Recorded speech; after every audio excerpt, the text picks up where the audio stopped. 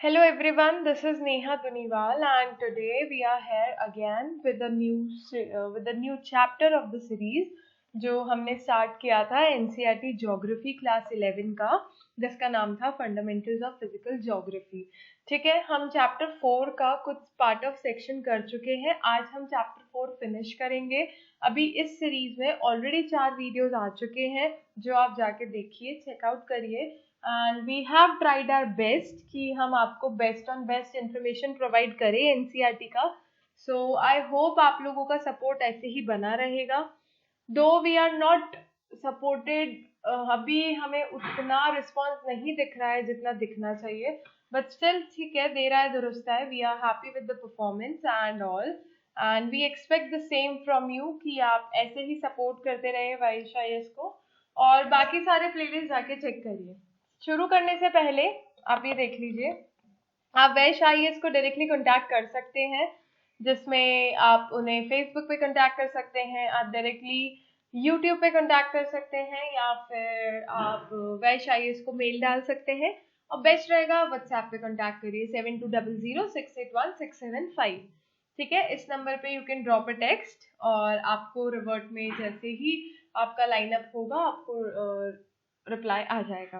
ठीक है, इसके अलावा वैश ने बहुत सारे सीरीज चालू करे हुए हैं, बहुत सारे प्लेलिस्ट आप चेक कर सकते हैं। ऑलरेडी बहुत सब्जेक्ट स्टार्ट करे हुए हैं जो कि फ्री ऑफ कॉस्ट है, और ये जितने भी चैप्टर्स और सीरीज आप देख रहे हैं ये सारे वैश आईएएस के पेड कोर्सेज का पार्ट है, जो कि ऑन अ स्पेशल डिमांड वैश ने, जैसे हम आज तक बोलते आए हैं, आपको फ्री ऑफ कॉस्ट प्रोवाइड करवा रहे हैं। ठीक है, इसके अलावा वैश आईएएस का टेस्ट सीरीज है, हम आपको डायरेक्टली परचेज करने को नहीं बोल रहे, just go and contact Vaish IAS and उसका शेड्यूल देखिए। आई कैन गारंटी दैट इससे कंसोलिडेटेड कॉम्पैक्ट आपको शेड्यूल नहीं मिलेगा। Almost everything is covered, almost everything, like जो आपको एक यूपीएससी स्टैंडर्ड के लिए चाहिए। ठीक है, आई होप आपको सारा डिक्लेरेशन समझ आ गया होगा, एंड बाकी आप इंफॉर्मेशन व्हाट्सएप पे कांटेक्ट करके डायरेक्ट ले लीजिए। ठीक है, हम स्टार्ट करते हैं। देखिए, हमने यूनिट 1 कंप्लीट कर ली थी, यूनिट 2 के हम लास्ट पार्ट पे हैं। हम ये सब जो आप देख पा रहे हैं, we have already done all this things. अब हम जो नेक्स्ट कर रहे हैं वो सेकंड पार्ट कर रहे हैं उसका। चैप्टर 4 हमने करा था distribution of oceans and continent, जो हम उस चैप्टर में लास्ट वाले सेक्शन में स्टार्ट कर चुके हैं।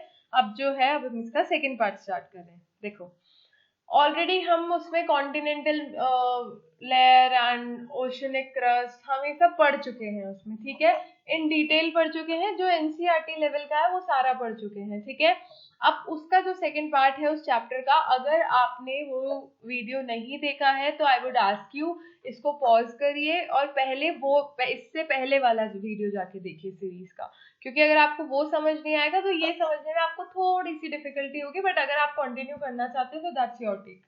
ठीक है, देखो, कॉन्फ़िगरेशन का मतलब क्या होता है, बहुत ही बेसिक लैंग्वेज में समझो कि उसका क्या नक्शा बोल सकते हो, क्या उसके फीचर्स है, क्या उसके एट्रीब्यूट्स हैं। ठीक है, या फिर हम बोल सकते हैं उसके पार्ट्स बोल लो। ठीक है, एकदम वर्ड को अगर समझना है किसी चीज को तो पहले उसके डिक्शनरी मीनिंग पे जाओ। ठीक है, अब देखो, ओशन अभी ऐसा होगा, वट एवर आई स्पीक उसका लिंकअप होगा लास्ट चैप्टर के उस सेक्शन से। हमें चैप्टर डिवाइड करना पड़ा क्योंकि लेंथ बहुत ज्यादा हो रही थी। ठीक है, उस सेगमेंट ऑफ इंफॉर्मेशन की काफी ज्यादा ओवरबर्डन लेंथ हो जाती, तो इसलिए हमें ये सेपरेट करना पड़ा, क्योंकि उसके साथ अगर आप पढ़ोगे तो सारी चीजें पाइलअप होके समझ नहीं आएगी।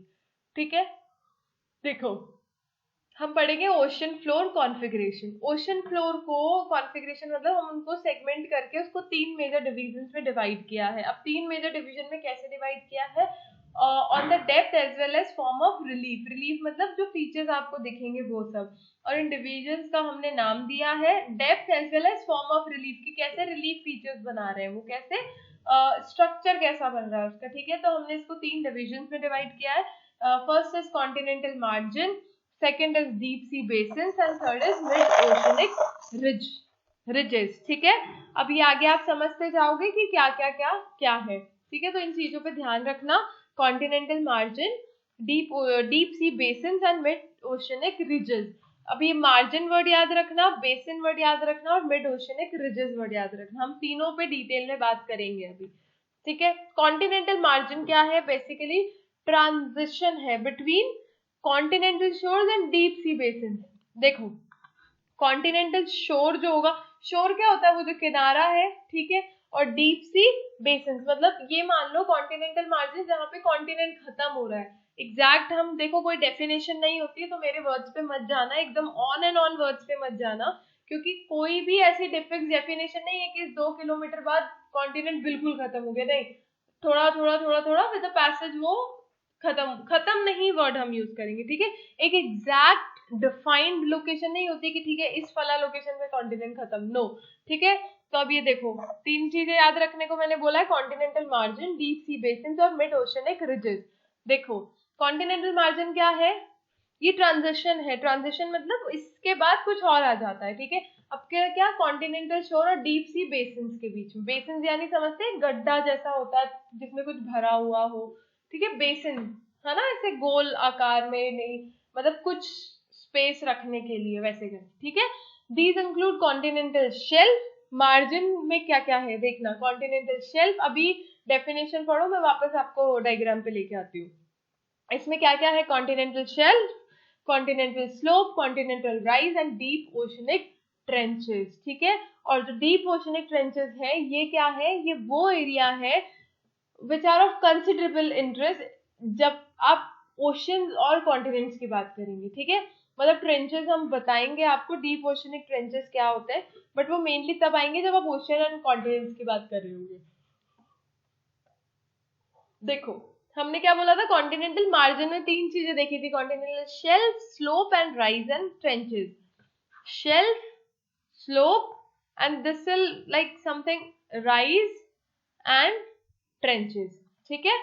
समझ में आई बात? डीप ओशनिक फिगर के बाद जो आपका चालू होता है और कॉन्टिनेंटल जो आपका मार्जिन है उसमें क्या क्या आ जाता है? शेल्फ, स्लोप एंड राइज, ठीक है, शेल्फ, स्लोप एंड राइज। समझ आ गई बात? Continental rise. देखो स्टूडेंट जो एनसीईआरटी लेवल का है वो हम आपको यहाँ पे बता रहे हैं, और अगर आपको और इसको डिटेल में समझना है तो आप अपना सपोर्ट दिखाइए इस वीडियो को, सो दैट हम आगे मूव ऑन कर सके, ठीक है। क्योंकि अभी जो एनसीईआरटी लेवल का है that will be explain thoroughly यहाँ पे, ठीक है। नेक्स्ट क्या होगा? देखो ये जो सारी चीजें है ना ये बहुत डीप स्टडी है कि राइज क्या है, स्लोप क्या है, शेल्फ क्या है, बट अभी एनसीईआरटी बिहाफ पे आप सिर्फ इतना याद रखिए, ठीक है। देखो एबेसल प्लेन्स क्या होते हैं? ये एक्सटेंसिव प्लेन्स है जो किस किस के बीच में, आप यहाँ पे खत्म करा है ना आपने, तो continental margin and mid oceanic region में, ठीक है। द एबेसल प्लेन्स वो एरिया होते हैं जहाँ पे कॉन्टिनेंटल सेडिमेंट्स होते हैं ना, जो मार्जिन से ज्यादा आगे पहुंच जाते हैं, वो डिपॉजिट हो जाते हैं, समझो। मतलब यहाँ से कुछ सेडिमेंट आए, वो इस मार्जिन से आगे बहते गए बहते गए बहते गए, और वो यहाँ पे क्या होते गए? डिपॉजिट होते गए, तो वो क्या कहलाएंगे? Abyssal plane. सेडिमेंट्स बहते बहते आते हैं ना आगे, तो वो डिपॉजिट हो गए एक जगह, that is abyssal plain. Next सुनो, मिड ओशनिक रिजेस क्या होते हैं? कुछ भी नहीं है, ridges interconnected chain of mountain system within the ocean, ठीक है। माउंटेन सिस्टम है एक लॉन्ग, मतलब इसे लॉन्गेस्ट माउंटेन चेन बोला जाता है अर्थ की सरफेस पे, लॉन्गेस्ट माउंटेन चेन, ठीक है। दो submerge under the oceanic waters, और इसमें क्या होता है? एक सेंट्रल ड्रिफ्ट सिस्टम भी होता है, एक फ्रैक्शनल प्लेटो भी होता है, एक फ्लैंक जोन भी होता है। इन सब में आप डिटेल पे मत जाओ, आप सिर्फ इतना याद रखो, मिड ओशनिक रिजेस क्या है? इंटरकनेक्टेड चेन्स ऑफ माउंटेन, ठीक है, ठीक है। आपने वॉल्केनोज भी पढ़े थे मिड ओशनिक रिजेस में, आपको याद हो तो लास्ट चैप्टर में हमने कवर किया है काफी अच्छे से, वहां पे shield, composite, just go and watch that video, simple, that all I can say यहाँ पे अभी, ठीक है। आगे देखो, समझ आया बात? ये गुयोट्स क्या होते हैं ये सब पढ़ाया जाएगा, बट पहले एनसीईआरटी लेवल पे आप ये पढ़ लो, जब डिटेल कोर्स स्टार्ट होगा ज्योग्राफी का बेस्ड ऑन योर रिस्पॉन्स तब हम देखेंगे, ठीक है। पेड कोर्सेज में ऑलरेडी ये काफी डिटेल में पढ़ाया जाता है, मतलब यही है ना, ओशियनोग्राफी का एक ऑलमोस्ट पूरा यूनिट है, तो उसको अलग लेवल पे पढ़ाया जाता है कि फिर आपके एनसीईआरटी के बेसिक्स वहां काम आते हैं, ठीक है। देखो आगे बढ़ते हैं, इसको आप रीड कर लीजिए। नेक्स्ट देखो, आई होप आपको ये ओशन फ्लोर कॉन्फ़िगरेशन समझ आया होगा स्टूडेंट्स। अभी भी बोल रही हूँ मैं, एनसीईआरटी में जितना दे रखा है ना, ओशनोग्राफी में बहुत कुछ है, बहुत कुछ है, एक्सटेंडेड लेवल पे है। बट ये आपका बेस क्रिएट करेगी, आपको एक आइडिया रहेगा कि ठीक है कॉन्टिनेंटल मार्जिन में हमने ये 3 चीजें पढ़ी थी, उसके आगे सेडिमेंट्स आके बह गए, वो डिपॉजिट हो गए, वो एबेसियल प्लेन्स बन गए, मिड ओशनिक रिजेस हमने पढ़ा, हमने वॉल्केनिज्म पढ़ा कि क्यों होता है क्यों नहीं होता है। ठीक है, आगे चलो। अब अर्थक्वेक्स एंड वॉल्केनोस का डिस्ट्रीब्यूशन, अर्थक्वेक पढ़ चुके हैं पहले, उससे पहले वाले सेक्शन में वॉल्केनोस पढ़ चुके हैं। अब ये देखो अर्थक्वेक और वॉल्केनो का डिस्ट्रीब्यूशन क्या है, मतलब ऐसा तो नहीं है ना हर धरती की हर जगह आपको वॉल्केनोस निकलते मिलेंगे या अर्थक्वेक्स मिलते चलेंगे। देखो क्या होता है, हॉटस्पॉट्स होते हैं, वॉल्केनिक इरप्शन के जोन होते हैं, डीप अर्थक्वेक के भी जोन होते हैं, कई कई शैलो अर्थक्वेक के सेंटर्स होते हैं। तो ये किस पे डिपेंड करता है, मैंने क्या बोला था, जो आपकी क्रस्ट है नीचे कुछ ना कुछ एग्जिनोस्फेयर, जो मैंने बात बोली थी कि वो वीक पॉइंट है, वो मूव कर रहा है। तो वो मूव क्या कर रहा है, कुछ भी नहीं है, वो लेयर्स है जिनको हम प्लेट्स बोलते हैं।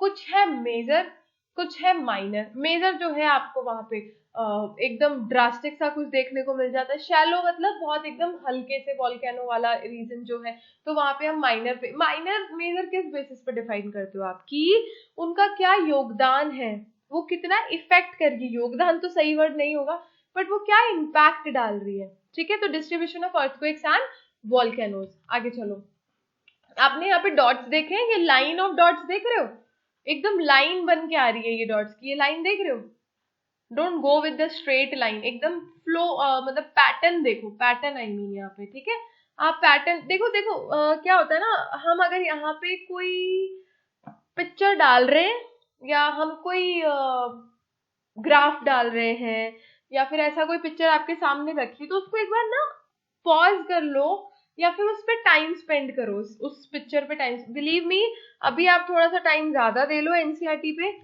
आपका ये इतना स्ट्रॉन्ग बेसिक डेवलप हो जाएगा एंड में कि आपको वो लेवल अप मिलेगा कि ठीक है इतना मुझे आता है, अब मुझे उसके ऊपर की सीजनिंग करनी है। समझ आ गई बात? आगे चलो, देखो यहाँ पे मैंने पैटर्न नोटिस करने को बोला है आपको, तो पैटर्न नोटिस करते हुए जो ना, इनको बोल रहे हैं लाइन ऑफ डॉट्स। देखो अटलांटिक ओशन में देखा, almost parallel to the coast line.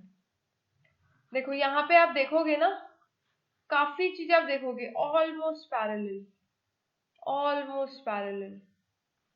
यहाँ नहीं, रुको, let me show you.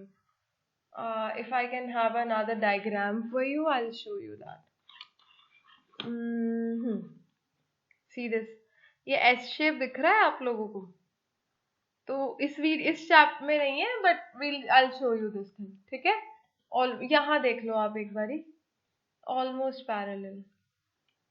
This my is not working properly. Let me take it again.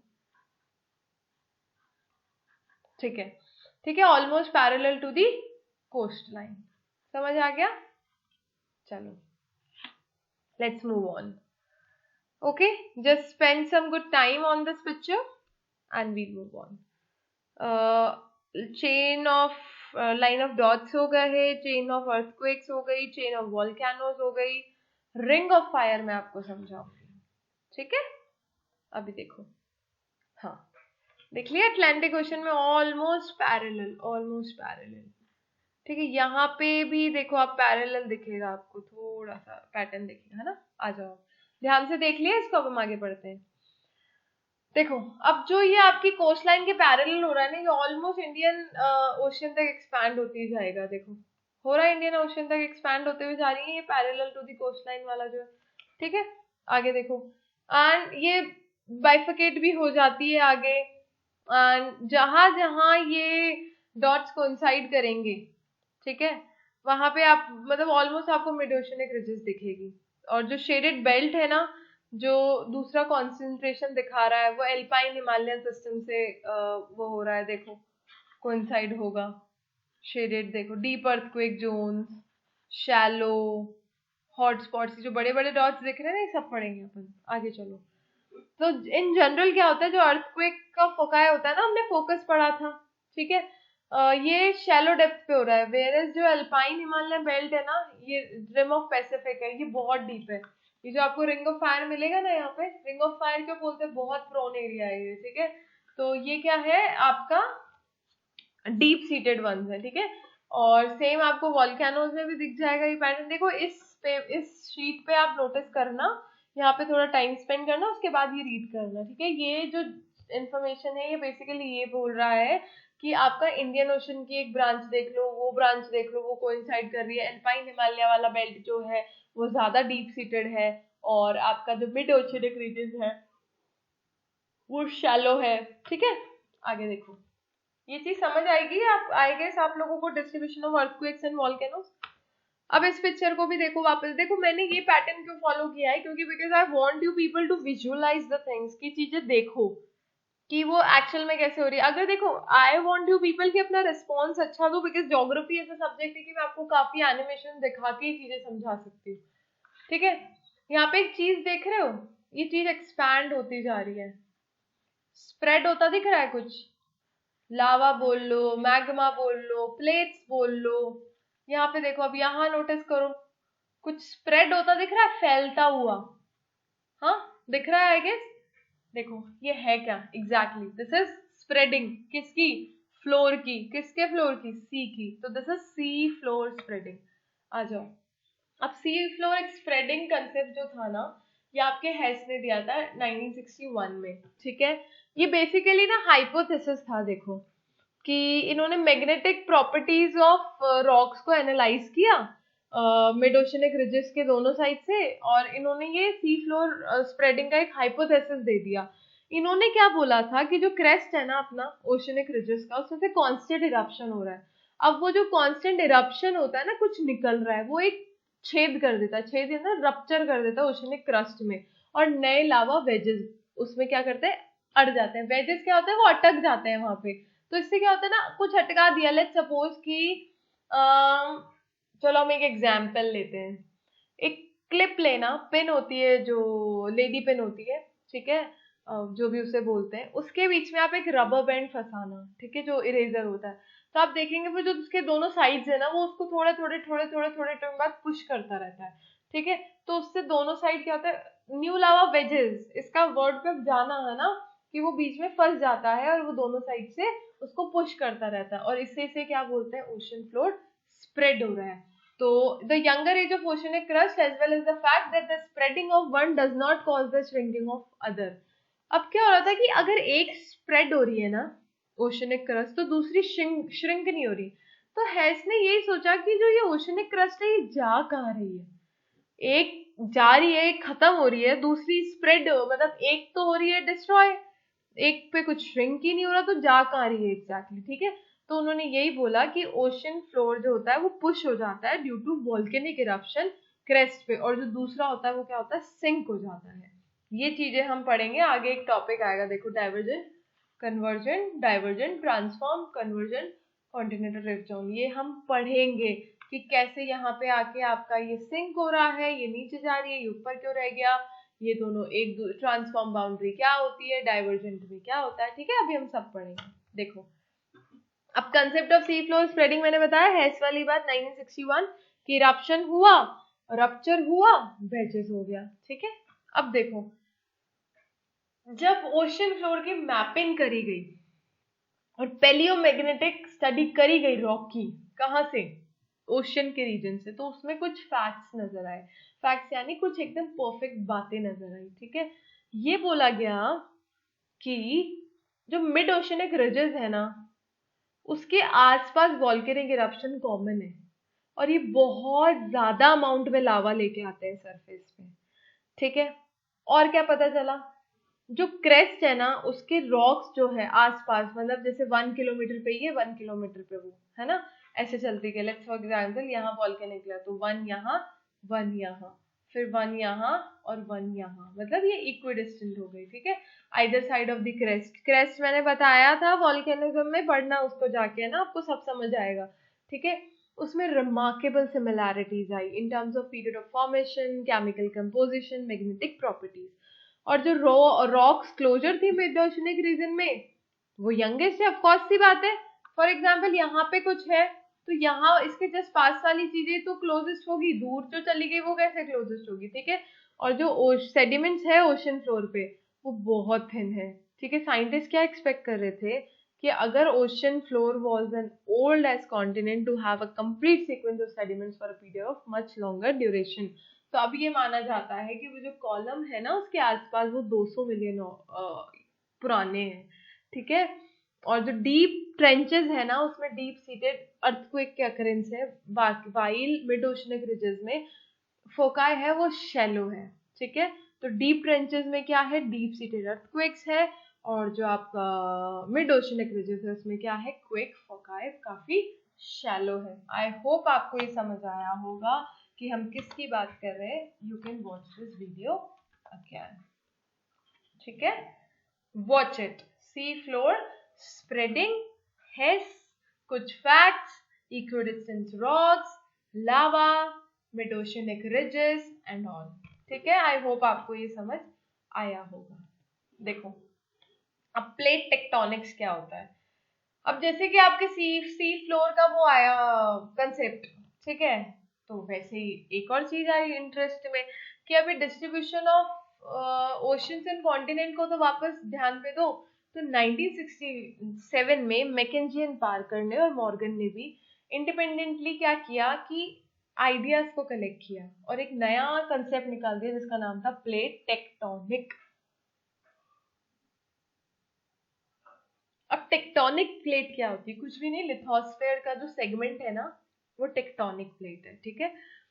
पहले समझो टेक्टोनिक प्लेट क्या होती है। ये सॉलिड स्लैब होता है। स्लैब नहीं देखते अपने, एक बहुत बड़ा सा पत्थर का टुकड़ा रखा हुआ होता है किचन में, स्लैब, ठीक है। वो एक बड़ा सा एक ही पत्थर होता है, देखते हो तो आप, है ना, वहां से कनेक्ट करो। Slab of solid rock, generally इसमें क्या क्या होता है, कॉन्टिनेंट एंड ओशनिक लिथोस्फेयर दोनों होते हैं, ठीक है। जैसे मैंने बोला था ऐसा कोई फिक्स नहीं है इस किलोमीटर पे कॉन्टिनेंट खत्म नहीं, ठीक है। तो प्लेट कैसे मूव करती है, हॉरिजॉन्टली, किस पे, ओवर एस्थोनोस्फेयर, क्योंकि वो ही वीकेस्ट पार्ट है। अब लिथोस्फेयर में क्या होता है, बताया था मैंने उसमें, ठीक है, सेकेंड वीडियो में आई गेस। लिथोस्फेयर में क्या है, क्रस्ट है, उसके ऊपर टॉप मेंटल है जिसकी थिकनेस क्या है 5 to 100 किलोमीटर। अब हमने बात कर ली कि भाई टेक्टोनिक प्लेट एक मैसिव पत्थर का लंबा सा स्लैब है, ये मान लो पत्थर का लंबा सा टुकड़ा है। हम तो बहुत बेसिक लैंग्वेज में बात कर रहे हैं, ठीक है। पर प्लेट क्या है, जब आप ज्योग्राफी में प्लेट की बात करते हो तो प्लेट है क्या। तो प्लेट क्या होता है, कॉन्टिनेंटल प्लेट होती है, एक ओशनिक प्लेट होती है, डिपेंड करता है कि कौन सा पार्ट लार्जर है उसमें, ठीक है।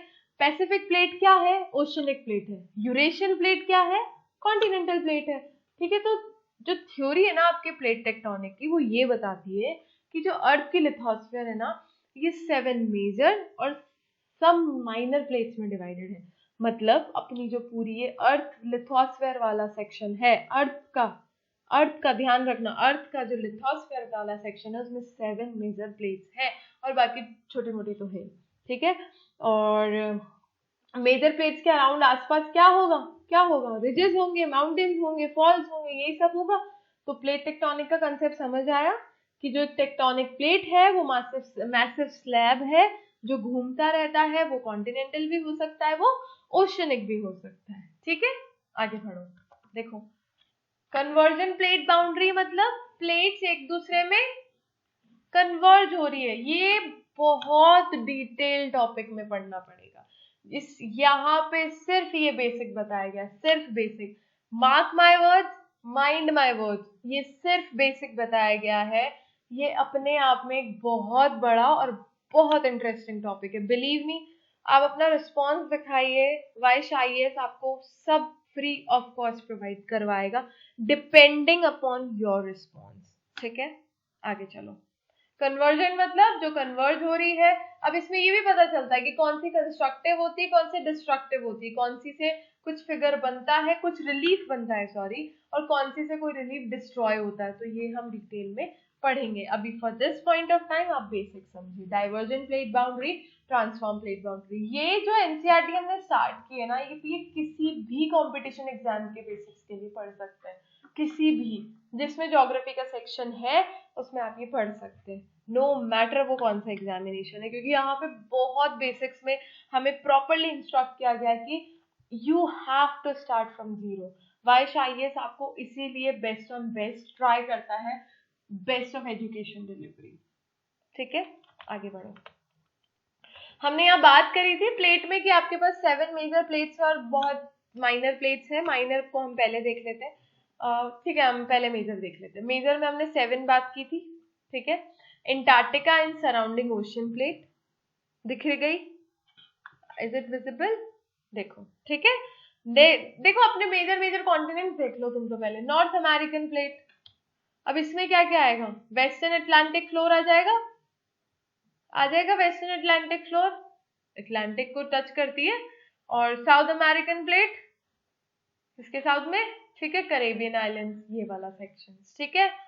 आपको समझ आएगा सब कुछ। साउथ अमेरिका वाला प्लेट, अब वही इसमें भी रिलेट कर दो, वेस्टर्न अटलांटिक फ्लोर इसमें भी है, वो किससे, नॉर्थ वाले से किससे सेपरेट हो रहा है? कैरेबियन आइलैंड से।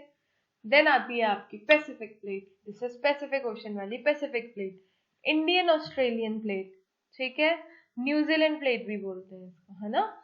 नेक्स्ट आती है आपकी अफ्रीकन प्लेट, देन आती है Eurasian plate. These are 7 major plates जो मेजर रोल प्ले करती है आपके अर्थक्वेक लाने में, आपके वॉल्केनो लाने में and all that.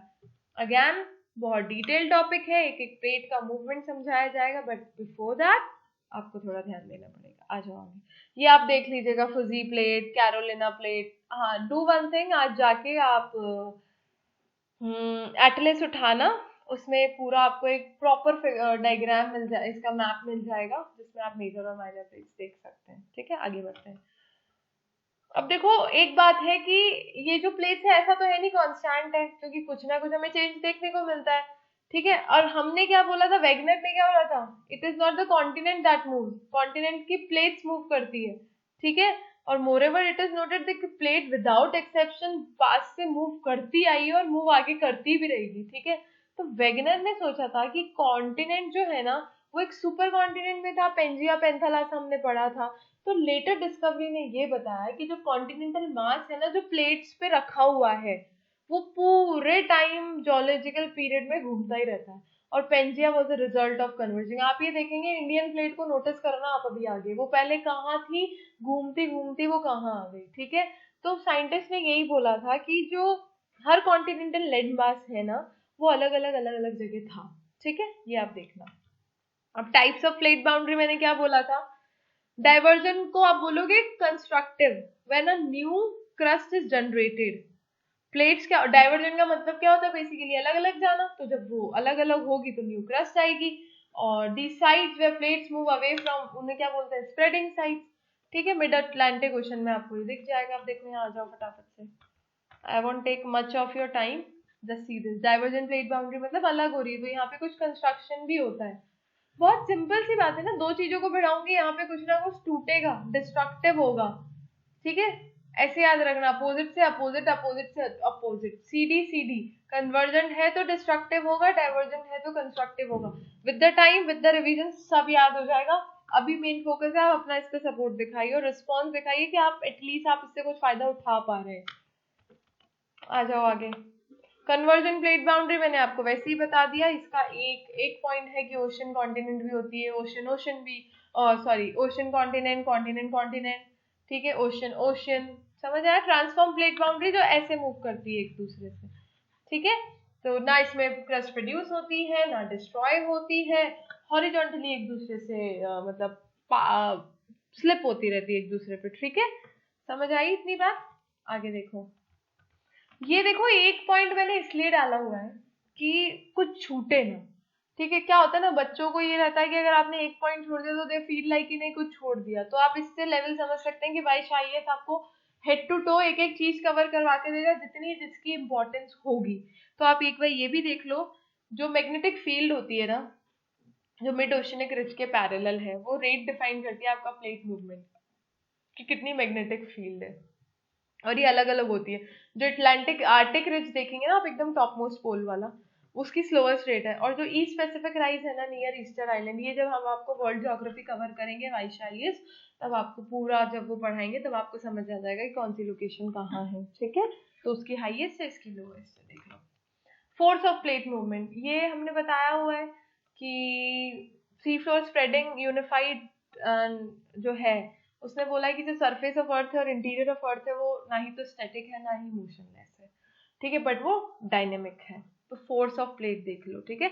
Arthur Holmes ने फर्स्ट 1930 में बोला था, देन हैरी हैस ने ये सी फ्लोर स्प्रेडिंग दी, फिर आपका प्लेट टेक्टोनिक्स आ गया। अब इंडियन प्लेट का मूवमेंट देखो, हमने एक डायग्राम देखना है यहाँ से, ये आपको पढ़ने का खास जरूरत नहीं पड़ेगी, इसमें ये बताया हुआ है कि ईस्ट में है आपके रेकिनियोमा माउंटेन, वेस्ट में है आपके किरथार माउंटेन जो फर्दर मकराना कोस्ट तक जाते हैं, और जो इंडिया और एंटार्क्टिक के बीच में अपना बाउंड्री है वो ओशनिक रिज है, ठीक है, डाइवर्जेंट है वो, रखे, ठीक है, वेस्ट ईस्ट डायरेक्शन में वो रन हो रही है। और इंडिया क्या है, लार्ज आइलैंड था जो ऑस्ट्रेलियन कोस्ट पे सिचुएटेड था। टेथियस सी जो थी वो एशियन कॉन्टिनेंट से सेपरेट हो गई। मैं ये क्यों ऐसे रीड कर रही हूँ, क्योंकि इसके बाद अब जो आप डायग्राम देखने जा रहे हैं उसमें आपको सब समझ आ जाएगा। तो I hope I am expecting from you people कि आप यहाँ पे इसको पॉज करेंगे, बट उससे पहले आप ये वाला देखना, बट उससे पहले आप ये वाला देखना, देन उसके बाद ये रीड करना, then we'll come to end, ठीक है। अब ये देख लो, यूरेशियन प्लेट है, अब देखो इसको थोड़ा सा ना, ये सेक्शन जो देख रहे हो एग्जैक्टली, ठीक है, ऑस्ट्रेलियन प्लेट से ही आता आता ये यहाँ पे जो ये टच किया है, तो इसी को यहाँ देखो, यूरेशियन प्लेट है, यूरेशियन प्लेट से इंडियन प्लेट सबडक्ट हो गई, तो आप ऊपर वाला सेक्शन देखेंगे तो कन्वर्जन प्लेन बाउंड्री हो गई है, यहाँ पे डिस्ट्रॉय हुआ है कुछ, समझ आ गया। देखो इसको, just focus on this for a while. ये इंडिया टुडे है, ये अर्ली इंडिया था, ठीक है, 55 मिलियन ईयर्स में इसका ये था, देन इक्वेटर को इसने जब क्रॉस किया जब ये ऐसा था, then so. Alright students, I hope आपको ये सब पसंद आया होगा, and once again I hope please support guys, like share and subscribe to the video. कुछ नहीं जाता, शेयरिंग इज केयरिंग, अपने फ्रेंड्स को ये सेंड करिए, लिंक सेंड करिए, क्योंकि Vaish IAS was totally in English just for the student demands. आप डिमांड तो कर देते हैं बट आप उसे ही कंसिस्टेंटली फॉलो नहीं करते हैं। तो for a public figure to become a government servant, to become a government employ or to become a officer, वो एक रिस्पॉन्सिबिलिटी दिखाओ, वो कंसिस्टेंसी दिखाओ अपनी चीजों में, ठीक है। और टेस्ट सीरीज के लिए जरूर कॉन्टैक्ट करो एक बार, we are not forcing you to buy it, but test series एक बार कॉन्टैक्ट करो, आप उसका आपको शेड्यूल देखो, उसमें शेड्यूल में क्या क्या है। आई एम श्योर कि ये वीडियोस देखने के बाद you will find that too interesting, but please keep on supporting it, okay. आपका रिस्पॉन्स हमारा मोटिवेशन है, तो ऐसे ही पढ़ते रहिए, फेसबुक, यूट्यूब, जीमेल पे कैसे भी कांटेक्ट कर लीजिए, और हाँ, जाते जाते बेल आइकन पे जरूर प्रेस करके जाइए, जो आपकी बाकी प्लेलिस्ट है उनके भी आपको अपडेट्स मिल जाए। और अगर कुछ पढ़ने का मन नहीं कर रहा है तो just open the YouTube and watch the videos. I hope आप अपना साथ ऐसे ही बना के रखेंगे। Thank you, have a good day ahead guys, पढ़ते रहो, मुस्कुराते रहो, बाय बाय।